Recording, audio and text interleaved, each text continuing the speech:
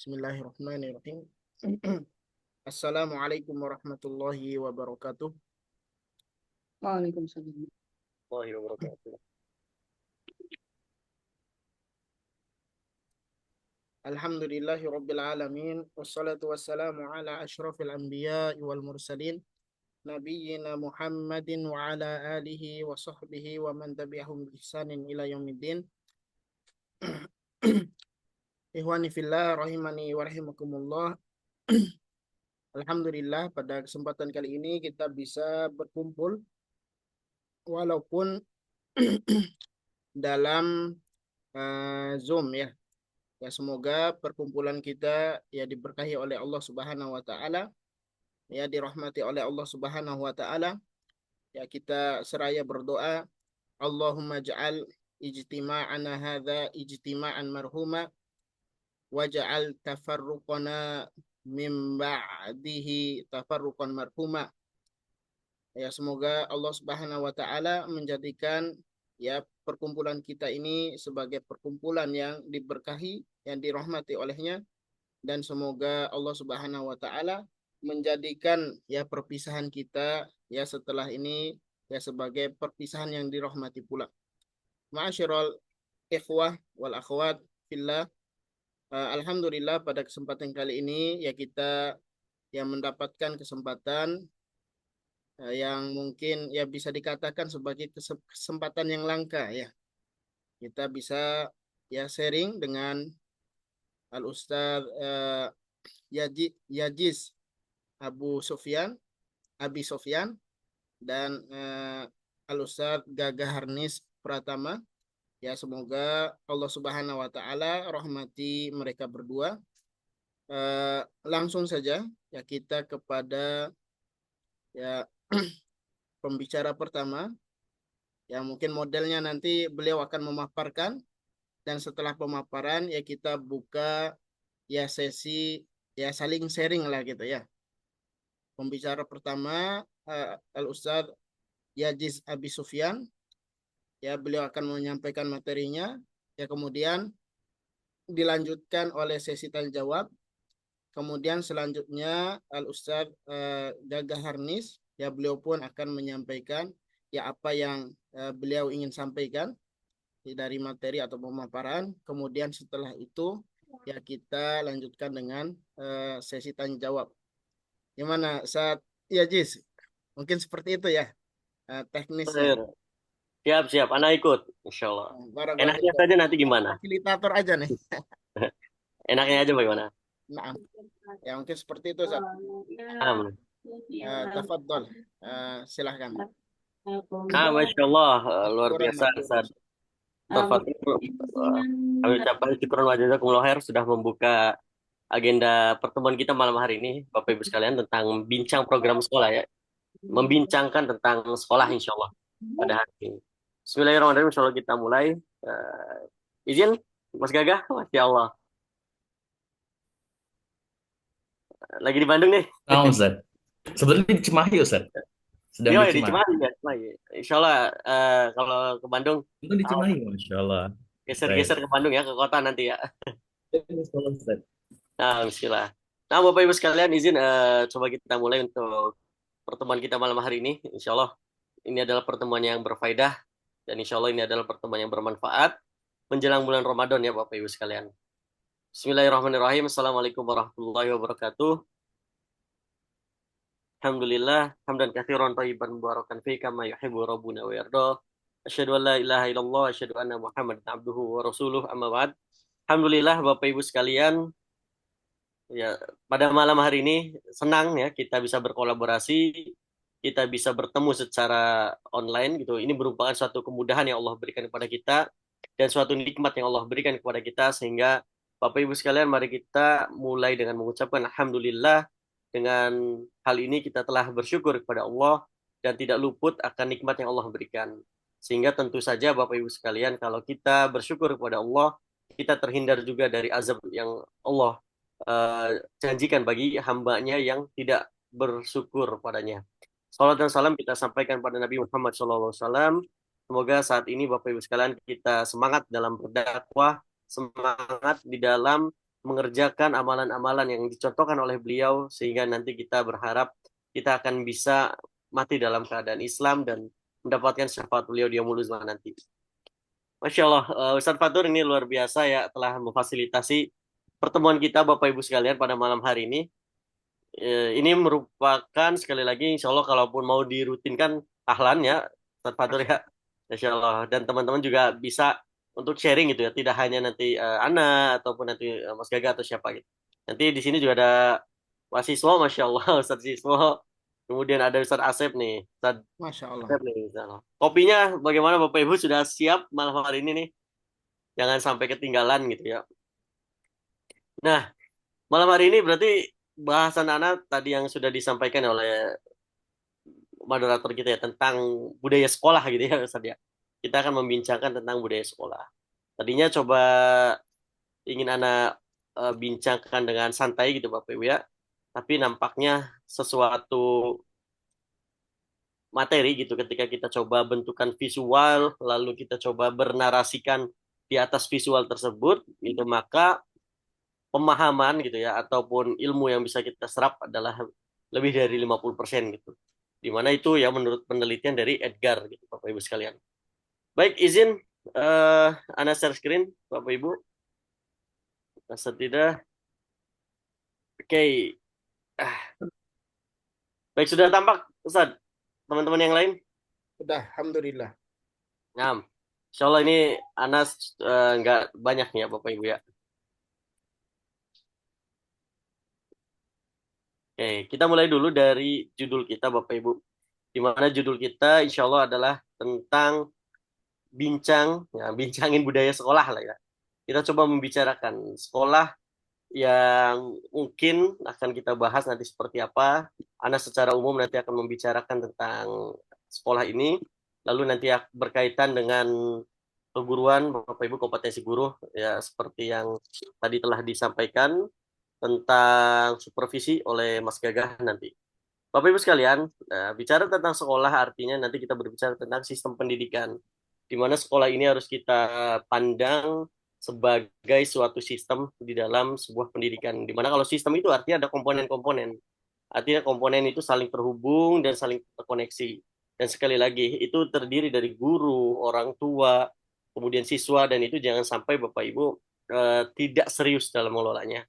Seperti yang pernah saya sampaikan Bapak Ibu, Anda pernah juga ya sebelum bekerja di lingkungan sekolahan gitu, kita kerja di profesional, lalu juga kalau kita Bapak Ibu sadari lagi gitu, Bapak Ibu lihat kembali bagaimana para pekerja pabrik lah gitu ya, tanda kutip pekerja pabrik atau pekerja yang membuat produk-produk barang gitu Bapak Ibu, itu saja gitu mereka melaksanakan manajerialnya dengan sangat serius gitu. Dengan sangat serius artinya mereka yang menghasilkan produk yang besok bisa jadi produknya, kemudian mereka yang menghasilkan barang yang tanda kutip tidak tidak apa ya tidak hidup gitu Bapak Ibu, itu manajerialnya dikelola dengan cara serius. Lalu Anda ingin mengetuk kepada kita semua, sejauh ini apakah kita sebagai pengelola sekolah, kita yang terlibat di dalam dunia pendidikan ini merupakan adalah orang-orang yang serius atau tidak gitu di dalam mengelola pendidikan di sekolah ini. Oleh karena itu Bapak Ibu sekalian, sekali lagi kita akan ngobrolin tentang budaya sekolah ini, di mana kita harus sadar gitu, sekolah ini menjadi satu buah gitu ya langkah untuk kita membangun generasi Muslim ya. Karena kita sini semua sekolah Islam ya Bapak Ibu, membangun generasi Muslim yang bertakwa, membangun generasi Muslim yang kuat secara fondasi tauhidnya. Oleh karena itu, Bapak Ibu, Anda ingin mulai dari tentang siswa kita dulu. Karena tadi ya kita berbicara tentang budaya sekolah, artinya kita lihat dulu tentang siswa kita. Nah, Bapak Ibu sekalian, bicara tentang siswa kita ingin seperti apa siswa kita? Gitu kan? Apakah siswa yang saat ini kita ajarkan gitu, mereka datang ke sekolah itu hanya sekedar sekolah saja, hanya sekedar ingin mendapatkan ijazah, atau hanya sekedar pernah sekolah katanya. Nah, ini menjadi pengertian lama, gitu. Klasik gitu Bapak Ibu ya kalau mamanya kita membatasi siswa kita datang ke sekolah hanya pengalamannya pernah sekolah.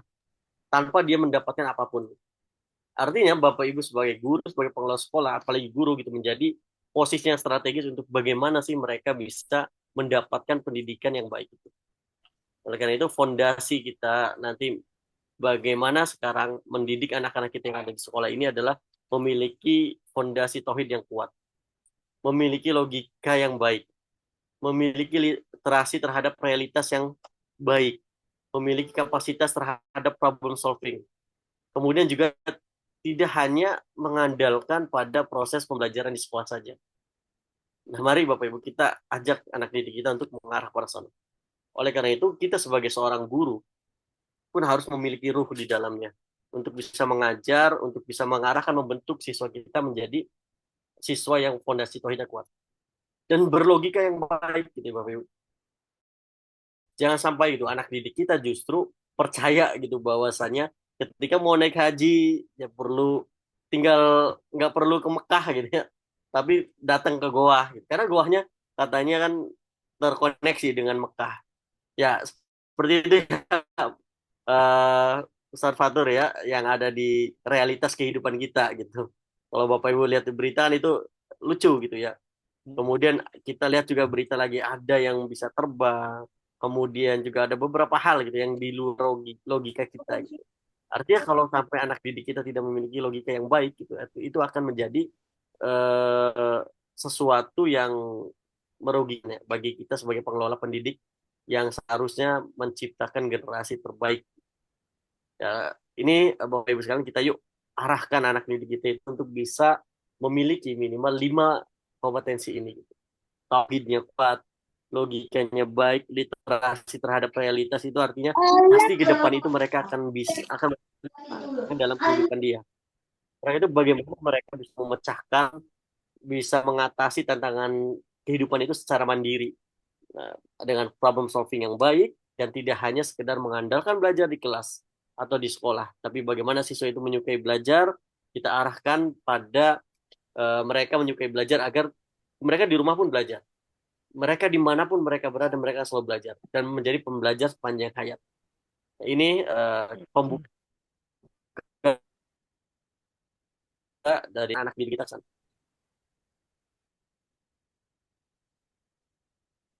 agar bisa mencapai tujuan tersebut itu. Anda ingin membicarakan tentang level kebahagiaan yang pernah share di dalam grup Bapak Ibu. Nah, level kebahagiaan ini nantinya akan mendorong para guru itu bisa siap untuk bergerak bersama dengan kita. Dan kita lihat sejauh mana sih gitu ya, cara budaya di level sekolah kita ini gitu. Nah, karena komitmen kerja, produktivitas guru dalam mengabdi itu kan bergantung bagaimana level ini Bapak Ibu. Ini waktu Anda sampai berapa ya? Mungkin 10 menit ya, atau 15 Ya, menit lagi nanti agar lebih panjang juga kita diskusi. sekitar Dan 10 nanti Anda juga ingin banyak menyimak dari Mas Gagah nih, Masya Allah. Bapak Ibu sekalian, pertama kita berkaca dulu. Kita saja sebagai pengelola sekolah, gitu ya, sebagai pengelola sekolah, sebagai manajemen, atau Bapak Ibu sendiri sebagai seorang guru, ya, yang saat ini bergabung di dalam Zoom ini. Kalau level kita dalam pengabdian ini masih dalam level di freezer gitu Bapak Ibu, ini adalah level di mana kita bisa mendapatkan kebahagiaan. Tetapi kebahagiaan di sini sifatnya lebih kepada sifat yang sementara. Misal bermain dengan anak-anak pada saat di sekolah, di kelas, bisa jadi kalau hanya sebatas oh ya anak suka dengan bermain dengan anak-anak. Itu hanya bisa jadi ketika kita pulang ke rumah gitu ya. Itu sudah hilang lagi rasa bahagianya. Balik lagi pada realitas gitu. Artinya lepas gitu ruh gurunya. Kemudian hanya pada saat ice breaking di kelas, kemudian pada saat masuk ke kelas lagi mulai lesuh lagi, pas jam siang mulai lesuh gitu. Kemudian apalagi pada saat mendapatkan gaji gitu, senang gitu. Tapi setelah beberapa pekan mulai lagi lesuh lagi. Ini adalah kebahagiaan menjadi guru di level rendah gitu. Di level paling ya paling dasar gitu Bapak Ibu. Di level paling dasar kebahagiaan menjadi guru hanya sebatas di sini. Kemudian kita tingkatkan lagi pada level passion. Level passion Bapak Ibu bisa lebih lama rasa bahagia itu. Karena dengan ada level kebahagiaan di atas passion ini atau kita mulai memposisikan diri kita passion terhadap pengajaran, kemudian juga passion terhadap bagaimana mendidik anak, itu kita akan apapun tantangannya, apapun yang ada di dalam apa lika-liku kita mengajar, itu pasti saja kita akan tahan terhadap proses tersebut. Oleh karena itu, passion ini Bapak Ibu menjadikan guru akan mau untuk selalu mengupgrade dirinya. Jadi ketika Bapak Ibu merasa guru-gurunya susah diarahkan, guru-gurunya itu susah juga untuk diajak berlari dalam berkembangnya, maka bisa jadi mereka belum sampai pada level kebahagiaan passion gitu. Mungkin mereka masih pada di level dasar, level teacher.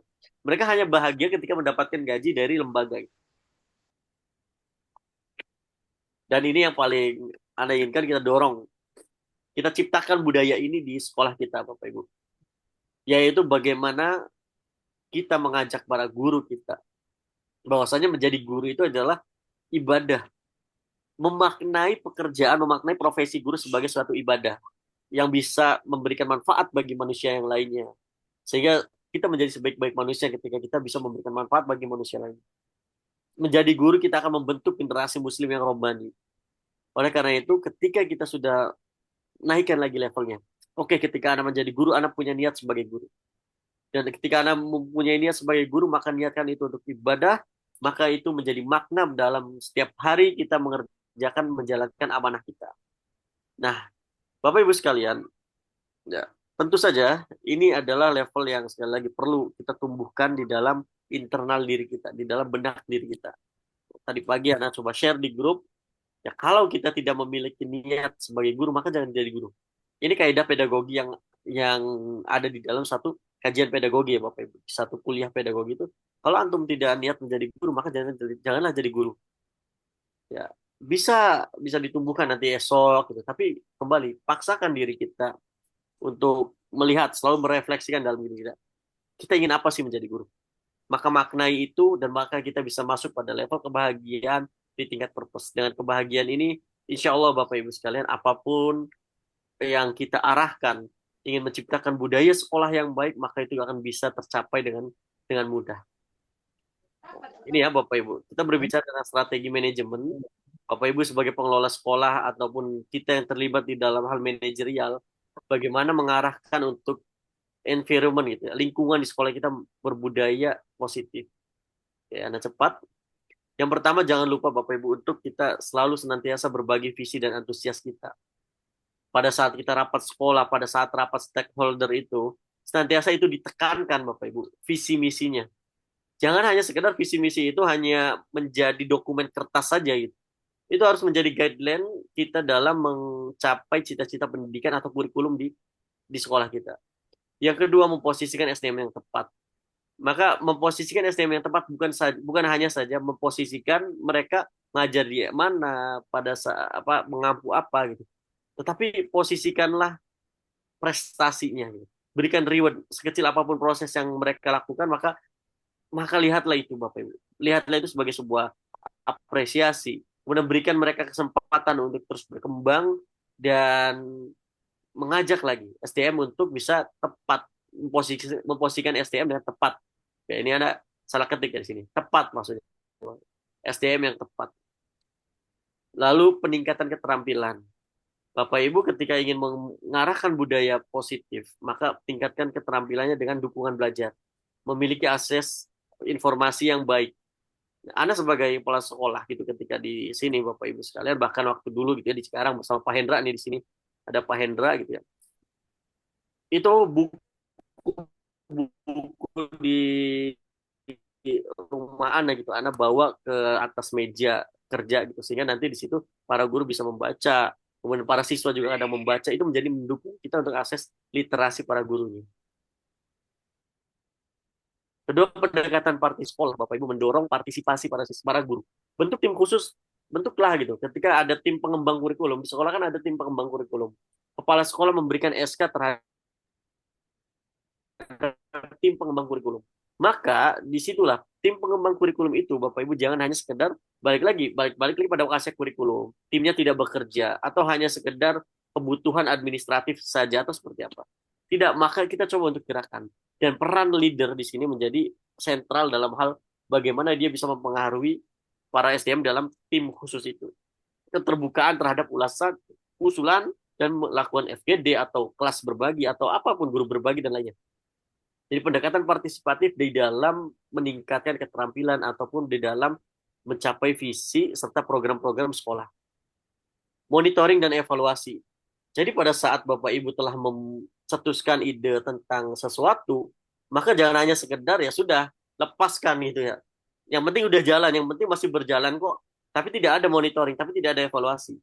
Maka tetap yang paling utama itu feedback konstruktif dan reform strategi. Bapak Ibu sekalian, kalau kita ingin gitu ya melakukan budaya kerja yang kosnya murah, ini berdasarkan penelitiannya. Ini baru saja tadi pagi pada saat kelas pedagogi itu dibahas oleh dosen. Setelah melakukan kajian Bapak Ibu, pada saat Bapak Ibu ingin kos dalam hal meningkatkan kualitas itu murah, tetapi benefitnya itu tinggi, yaitu caranya adalah memberikan feedback. Feedback itu Bapak Ibu bisa meningkatkan budaya positif kerja di lingkungan sekolah. Ya, ini berdasarkan penelitian yang dipaparkan pada tadi pagi gitu oleh salah satu dosen. Jadi ketika sekali lagi Bapak Ibu ingin mendorong suatu perubahan atau yang positif, maka berikan feedback yang konstruktif. Berikan umpan balik pada para gurunya dengan hasil monitoring yang baik dan evaluasi yang baik. Ya, nanti monitoring dan evaluasi itu sendiri ada beberapa konsepnya gitu. Kemudian inovasi berkelanjutan. Jangan sampai Bapak Ibu kita merasa berada di zona nyaman sehingga mengabaikan perbaikan-perbaikan, mengabaikan sesuatu yang perlu kita lihat kembali. Ya, prosesnya, pengkaderisasian, administrasi kearsipannya itu menjadi kunci keberlanjutan.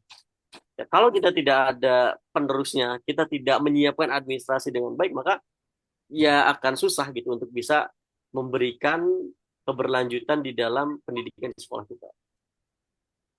Nah, ini Bapak Ibu sekalian, Anda akan berbicara tentang posisi manajemen dan administrasi. Ya, ini yang bisa kita sama-sama pahami Bapak Ibu. Bagi anak, manajemen dan administrasi itu merupakan kunci untuk membangun budaya kerja yang positif. Jadi seperti dua mata uang.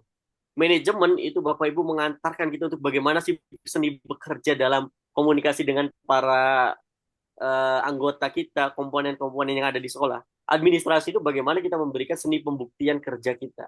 Ya, seni pembuktian kerja kita itu masuknya administrasi dalam tujuan sekolah, masuk pada rencana tertulis.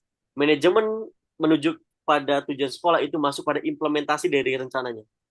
Jadi bagaimana Bapak Ibu bisa menjalankan satu tujuan sekolah atau kurikulum kalau administrasinya berantakan. Ya. Sehingga kalau bicara manajemen adalah berbicara tentang efektivitas salah satunya. Yaitu manajemen bekerja efektif mencapai tujuan, sementara administrasi nanti akan memandu manajemen di dalam bekerja. Nah, ini terkadang menjadi sesuatu yang susah gitu ya. Menjadi sesuatu yang sangat berat bagi kita sebagai pengelola sekolah. Padahal Bapak Ibu, kalau Bapak Ibu sedikit aja aware gitu ya. Administrasi, pentingnya administrasi dan lainnya. Ini tidak harusnya tidak menjadi satu beban. Karena kita lihat saja Bapak Ibu, Islam itu salah satu yang paling baik lah secara administratifnya. Coba saja Bapak Ibu cek di ijazah sanad gitu ya. Mungkin Ustaz Fatur Rahman juga punya gitu ya ijazah sanad gitu atau seperti apa. Cek ya ijazah sanad. Itu silsilah sanad itu gitu, sanad entah itu Tufatul Atfal, Al-Jazari atau yang lainnya gitu. Itu sampai pada titik pusat gitu, sampai pada titik sumber itu dari mana gitu. Kalau nama-nama tersebut tidak diadministrasikan, tidak tercatat gitu. Artinya pentingnya Bapak Ibu, penting untuk kita bagaimana melakukan proses pengadministrasian di sekolah ini. Nah, tadi sudah di share ya oleh Mas Gaga tentang supervisi ya Mas Gaga. Nah, itu kan di dalam ya Bapak Ibu sebelum nanti gitu ya kepala sekolah melakukan supervisi, kan dibentuk dulu susunan administratifnya gitu. Kriterianya apa? Komponennya akan dinilainya apa? Itu kan bentuk rencana tertulis secara administratif Bapak Ibu. Nanti dibentuklah jadwalnya. Nah, bentuk administratif itu nantinya akan memandu supervisi, yaitu memandu Pak Kepala Sekolah untuk melakukan supervisi. Bayangkan kalau Bapak Ibu tidak melakukan pengadministrasian dalam hal membentuk rencana tertulisnya untuk supervisi, kemudian pada saat bekerja untuk datang ke sana asal datang saja, maka ya susah gitu. Nah, ini terjadi di salah satu sekolah Mas Gaga ya. Pada saat supervisi bingung gitu ya. Ini mau nilainya pakai apa gitu. Kemudian pada saat udah dikasih jadwalnya, lalu dah menyaksikan itu. Udah diberikan jadwalnya. Nah, terus apa yang dinilainya itu? Terus penilaian apakah supervisi umum dengan tahfiz sama saja atau seperti apa gitu kan? Itu menjadi sesuatu yang lucu gitu Bapak Ibu. Nah, ini menjadi budaya kerja yang tidak baik nanti. Oleh karena kalau mau membangun budaya kerja yang baik ya Bapak Ibu perlu ada manajemen dan administrasi yang baik. Nah, biasanya Bapak Ibu yang bikin capek itu kalau Bapak Ibu sering menunda-nunda gitu ya.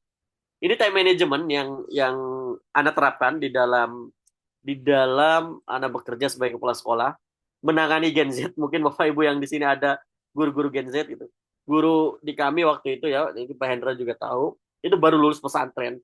Bagaimana dia bisa mengerjakan secara administratifnya, bagaimana mereka bisa optimal dalam bekerja. Ternyata Bapak Ibu coba pada saat Anda menjadi kepala sekolah, Anda coba memetakan, Bu, yuk kita coba kalau nanti Bapak Ibu Ibu mengerjakan di dalam 4 hari itu sudah emergency, udah bahaya itu. Nanti akan susah untuk memberikan feedback dan lainnya. Pada saat rentang 14 hari itu sudah urgent, maka harus segera diselesaikan. Nah, kalau mau aman ya udah di atas 14 hari yuk kita sama-sama kerjakan. Karena kalau udah di atas 14 hari itu kita mulai mengerjakan, maka bisa diskusi, pikiran bisa tenang, kreatif, bisa menyusun program dan lainnya, check and reform. Kemudian juga bisa memberikan feedback ya pada saat di atas 14 hari. Kalau di rentang 14 hari itu Bapak Ibu, kita kan nanti menunggu feedback dari kepala sekolah. Kepala sekolah juga pada saat ingin mengeluarkan anggaran, kalau lebih anggarannya, maka akan memberikan kepada yayasan itu. Nunggu lagi feedback kalau ada revisi harga atau lainnya balik lagi gitu kan. Jadi mengerjakan dalam waktu yang pendek, potensi revisi, perbaikannya cepat, nanti kita capek dikejar-kejar waktu lagi gitu. Nah ini akan membangun budaya yang nggak baik juga. Karena sekali lagi bahkan ketika anak masuk ke Bandung pun, Bapak Ibu di Bandung ketika coba untuk mengelola di sekolah itu, budaya dadakannya itu kuat sekali Bapak Ibu. Bahkan hamin berapa jam itu switching segala sesuatu itu cepat bisa dilaksanakan. Ini nggak baik itu budaya. Nah emergency itu udah pressing waktu pada saat pelaksanaannya akan riuh dan lainnya. Nah ini ya Bapak Ibu sekalian mungkin sedikit saja yang coba untuk Anda sampaikan berkaitan dengan materi bagaimana sih kita aware terhadap budaya sekolah ini Bapak Ibu. Nah nanti akan dikuatkan dari sisi keguruannya tentang supervisi karena ini supervisi juga nanti akan membangun budaya ya Bapak Ibu. Budaya untuk bisa meningkatkan kapasitas guru, budaya untuk bisa meningkatkan kinerja guru dalam hal pengajaran dan lainnya. Oleh karena itu Bapak Ibu sekalian sebagai seorang guru, yuk kita kembali lagi. Guru itu bukan seperti baju gitu yang bisa kita lepas profesi itu pada saat masuk bisa kita pakai pada saat masuk akan ke kelas, kemudian bisa kita lepas pada saat sudah di luar kelas. Tidak, tapi kita melekat dan kita sebagai pengelola sekolah pun melekat, kita wajib untuk bisa membangun anak didik kita yang saat ini belum dewasa menuju kepada kedewasaan pikiran, kedewasaan akal gitu. Dan sekali lagi mungkin anak akan menutupnya dengan data gitu ya, dengan salah satu data. Ini sudah habis secara slide. Mungkin akan Anda tutup dengan data gitu ya Mas Gaga. Ini hasil dari penelitian yang dilakukan oleh salah satu dosen kami gitu. Di guru-guru Jawa Barat Mas Gaga ya. Nanti masuk dalam supervisi di guru-guru di Jawa Barat di dalam penelitian itu ternyata guru di kita gitu semakin berpengalaman, semakin mereka mungkin secara pengalaman itu artinya lama menjadi guru itu secara pengetahuan dia bisa terupgrade Mas Gaga. Tetapi secara keterampilannya, skillnya dalam mengajar, skillnya dalam membaca literasi digital itu ternyata menurun gitu, lemah gitu. Ini salah satu penelitian yang dilakukan oleh 2 profesor, 1 doktor Bapak Ibu di lingkungan Jawa Barat. Gitu ya. Itu yang menjadi untuk kita sadari apakah juga mungkin salah satunya guru kita gitu ya, guru-guru kita berpotensi seperti itu atau tidak. Artinya yuk kita aware lagi kita tingkatkan kapasitas dan budaya kerja positif untuk para guru. Mungkin seperti itu, Ustadz Fatur. Nanti lebih banyak untuk kita bincang dan diskusikan lebih lebih optimal gitu ya. Barakallahu fikum. Eh, Grafikum. Mungkin bisa dirubah mungkin skemanya Ustaz ya. Mungkin Boleh dari disambung hasilnya. disambung dan ininya diakhirkan mungkin ya. Nah, Tayyib udah. itu lebih bagus. Nah, barakallahu fikum. Saat Yazid Abi Sufyan yang telah menyampaikan materinya, ya semoga bermanfaat bagi kita semua. Sekarang kita beralih kepada Ustadz Gagah Hanis untuk menyampaikan materinya. Kepadanya tafadhol masykuran ma'jura. Barakallahu fikum.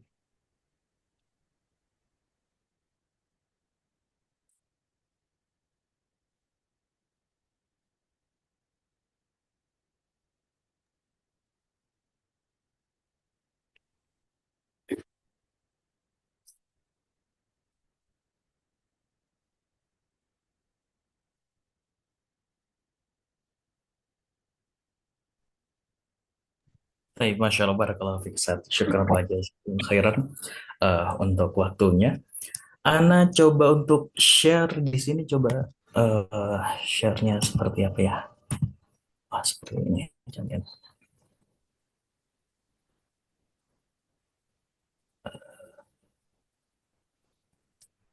Kalau untuk share Canva, di sebelah mana Ustaz ya? Share dokumen advance, video, kamera, whiteboard, window. Di share biasa, Mas Gaga.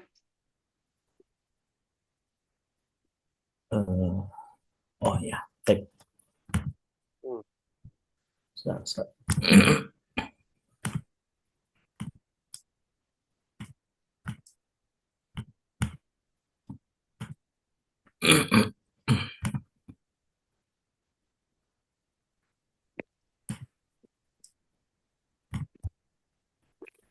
Baik. Apakah sudah tampak Ustaz? Masih proses, Mas Gaga. Gimana? Sudah tampak Ustaz? Kalau Diana masih proses ini. Masih Start. proses.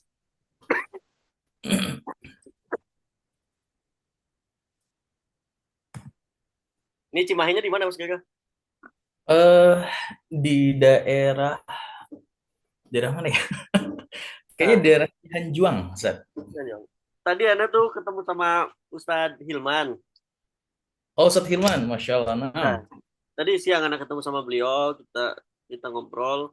Oh, Mas Gaga lagi ada di Cimahi katanya. Oh ya, Masya Allah. Nanti insya Allah semoga bisa ketemu nanti. Masya Allah. Tapi, Eh, mungkin kita akan melanjutkan sedikit mungkin ya dari apa yang disampaikan oleh Kang Yazid. Kang Yazid tadi bahwa salah satu membangun budaya kerja dari guru-guru, budaya positif ajar, budaya positif kerja, ini adalah dilakukan supervisi. Ini tinggal melanjutkan saja sedikit dari pembahasan dari Kang Yazid tadi. Nah, supervisi adalah bagian terpenting Bapak Ibu dalam membangun budaya kerja Mana ya yang. Mas Biten? Kenapa? Karena setelah kita melakukan strategi untuk membangun budaya ajar, kemudian proses. Nah, seperti yang tadi Kang Yai sampaikan, ini perlu evaluasi seperti itu. Nah, pertanyaannya apa yang perlu dievaluasi? Di sini mungkin akan sedikit kita sampaikan apa saja yang perlu dievaluasi oleh sebuah lembaga pendidikan, terutama bagi kepala sekolah, yayasan seperti itu. Kenapa kita perlu melakukan supervisi secara khusus? Tidak bisa berpacu dengan apa yang sudah dilakukan dalam akreditasi. Kalau kita melakukan atau mengevaluasi diri ya terkait akreditasi, banyak sekali poin-poin akreditasi ini adalah hasil dari penilaian atau supervisi yang fiktif seperti itu. Entah, walaupun tidak seluruhnya, mungkin 50%, 70%, bahkan mungkin cuma 30% seperti itu. Nah, ini yang perlu disadari bahwa kecukupan atau kepuasan dalam akreditasi itu tidak cukup seperti itu. Apalagi bagi sebuah yayasan pendidikan, ini perlu penilaian yang betul-betul real untuk melihat apakah lembaga pendidikan kita ini siap go to grade seperti itu. Jangan sampai kita berada pada zona nyaman seperti disampaikan oleh Kang Yazid, tanpa mau berkembang ke depannya seperti itu. Nah, langsung saja kira-kira apa sih supervisi? Nah, kalau kita mengacu pada bukunya Glickman bahwa terkait developing supervision of education, beliau menjelaskan bahwa banyak sekali di lembaga-lembaga pendidikan seperti itu.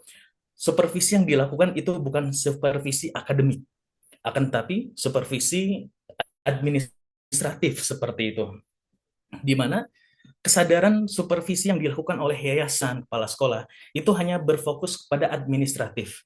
Apakah guru sudah melakukan proses pembelajaran berdasarkan SOP yang sudah diberikan? Apakah guru sudah memberikan dokumen-dokumen yang sudah diberikan atau dijelaskan dalam SOP seperti itu? Padahal dalam dunia pendidikan, supervisi itu bukan hanya sekedar eh, meminta guru untuk melakukan setiap step by step dari SOP yang diberikan, akan tapi di sini adalah berfokus untuk meningkatkan kompetensi pedagogik dan profesionalnya sebagai guru seperti itu.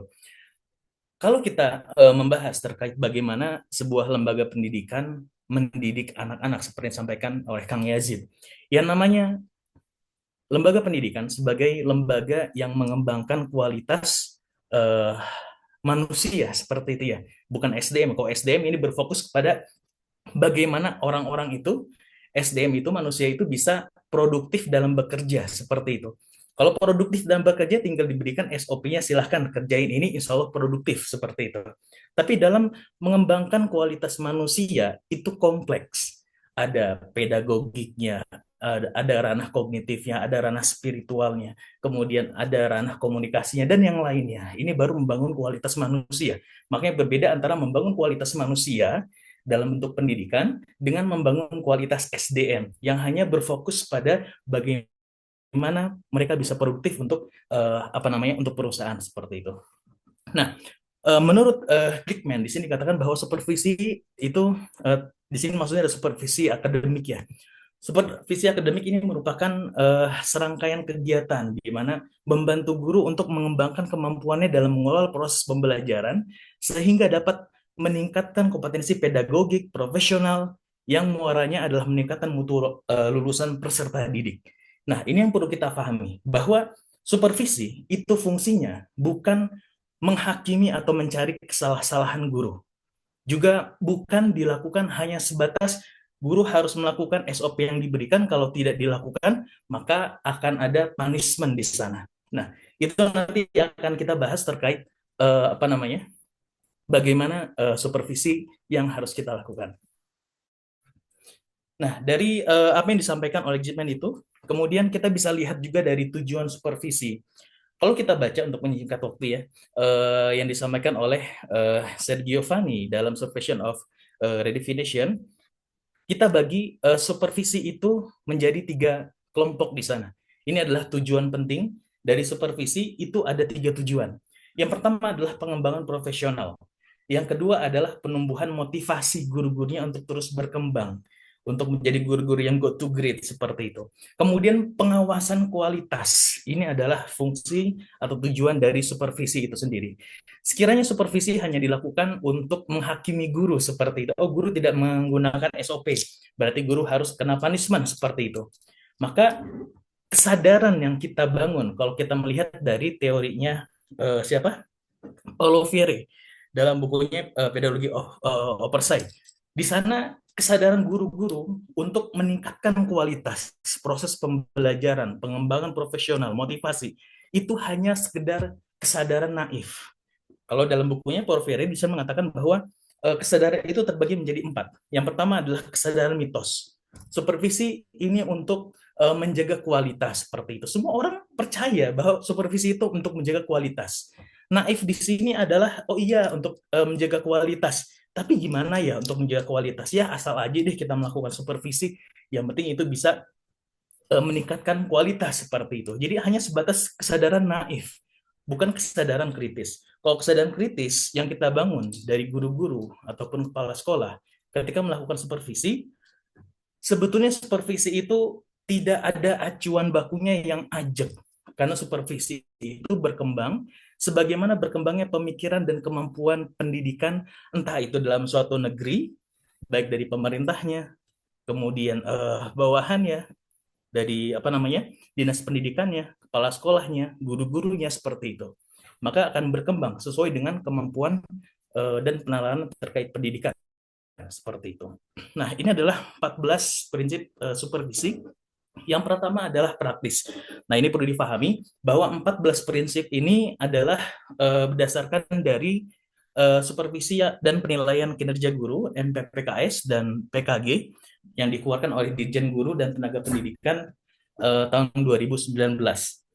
Nah, mungkin bisa dibaca di sana terkait 14 prinsip supervisi ini. Yang pertama adalah praktis, Bapak Ibu. Itu mudah dikerjakan, kemudian sesuai dengan kondisi sesungguhnya. Nah, banyak sekali ini Kang Yazid juga Ustadz Fatur Rahman juga yang lainnya, bahwa kebanyakan kepala sekolah ketika mendapatkan dokumen supervisi dan penilaian kinerja guru dari Ditjen Guru dan Tenaga Pendidikan tahun 2019, di sana memang dijelaskan butir-butir supervisi guru apa saja. Nah, ketika kita hanya memiliki kesadaran yang naif seperti itu, kesadaran naif ini bukan kesadaran kritis. Naif ini hanya tahu tapi nggak mau memperdalam seperti itu. Hingga ketika diberikan kabar-kabar yang lainnya, yang lebih detail, yang lebih akurat, ini cenderung ditolak seperti itu. Karena hanya berdasarkan perintah, bukan dari kesadaran dirinya. Nah, kebanyakan sekolah ketika diberikan dokumen ini, yang muncul adalah kesadaran naif. Oh, ini dari pemerintah, seperti itu. Maka yang kita harus lakukan supervisinya adalah apa yang disampaikan oleh dokumen pemerintah ini. Tanpa mereka mengetahui apa sih maksud atau urgensi dari yang diberikan pemerintah ini. Oh, yang diberikan pemerintah ini adalah sebagai contoh dan gambaran. Yang kemudian secara sistematif, objektif, realistik, ini harus sesuai dengan kebutuhan sekolahnya masing-masing.